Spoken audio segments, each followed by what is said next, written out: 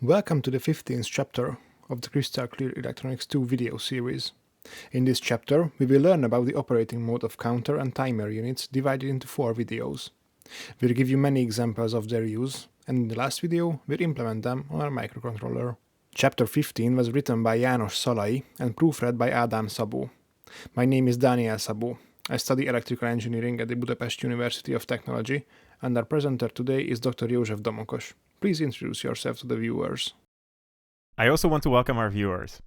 My name is József Domokos, and I'm a lecturer at Sapiencia Hungarian University of Transylvania. I've been involved in the Crystal Clear Electronics project since the very beginning, and I'm currently organizing CCE study groups at the Bolyai Farkas Elementary Lyceum.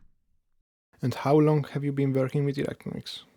Since I was a student in secondary school, in the 90s, I used to go to an electronics workshop in the afternoons after school, and that's where I got into electronics. I still have the notebook I used to take notes in.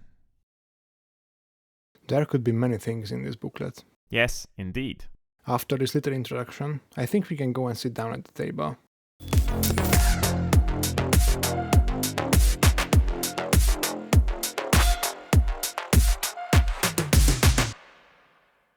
Let's get started with the lesson on counter and timer units. Embedded systems are often required to operate in real time, which can be most simply described as the system completing the task on time. The end result can be successful or unsuccessful. The emphasis is on the fact that after a certain amount of time, we get some kind of result. Let's imagine you're driving your car on a wet, slippery road. No matter how carefully you drive, you may encounter a situation where you must brake suddenly. We may have a perfectly legitimate expectation to stop our car safely. However, this may require the coordinated work of several onboard computers in our vehicle. They exchange information periodically and monitor the movement and behavior of our car with great precision.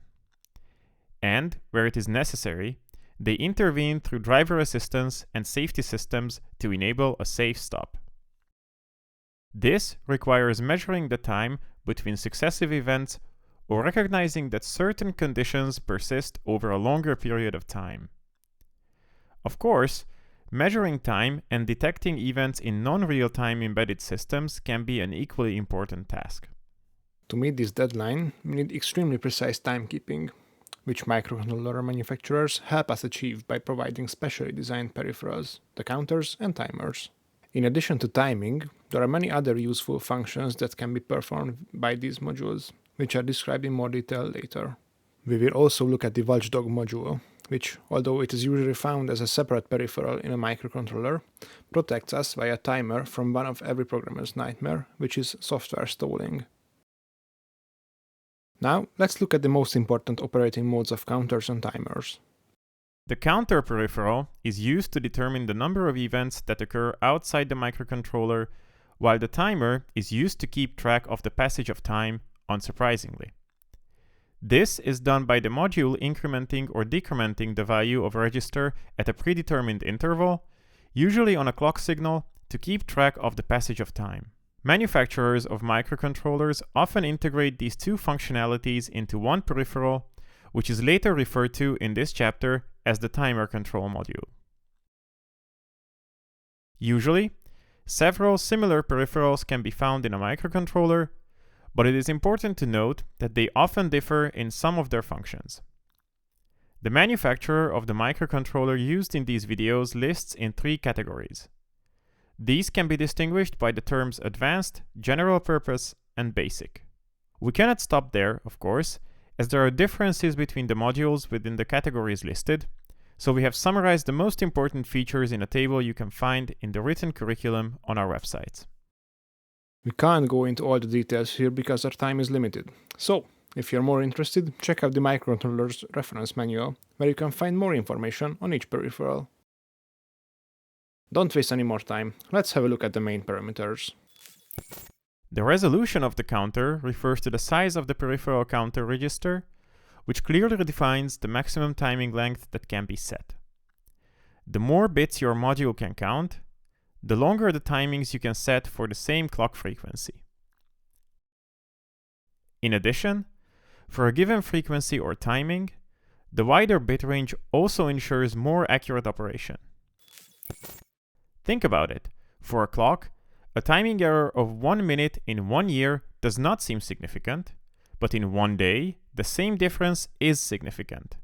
Similarly, the error per bit in percentage is significantly smaller for a 32-bit range than for a 16-bit one. It's important to note that the same counter register is used by the timer and counter peripherals as well, so these advantages and disadvantages for counter tasks are also present. The counting direction allows you to set the value of your counting register to increment, decrement, or alternately count up and down. It's essential that the register value can only be a positive integer.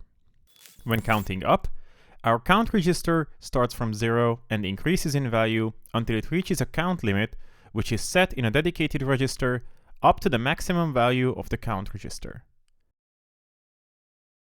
This value can be up to the maximum value of the count register. Once the counter reaches the set limit, it starts counting from the beginning.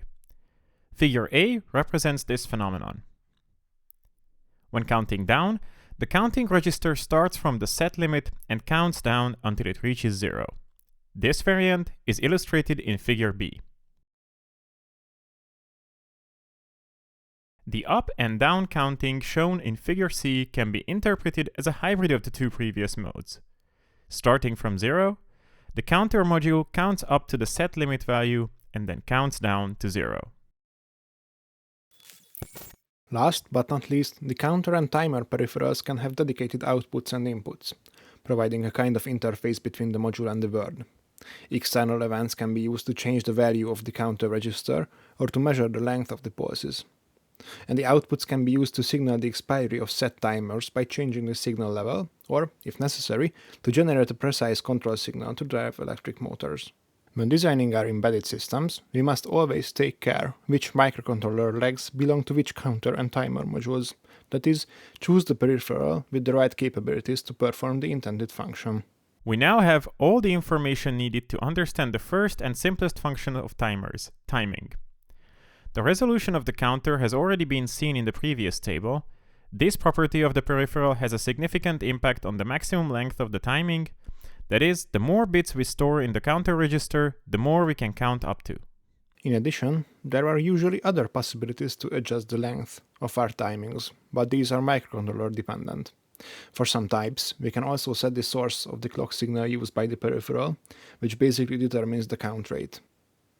For example, in the case of the STM32F446 we are using, we can connect an external clock source to the dedicated legs. For almost all microcontrollers, it's possible to set a prescaler value for the counting peripheral, which further reduces the clock speed of the module.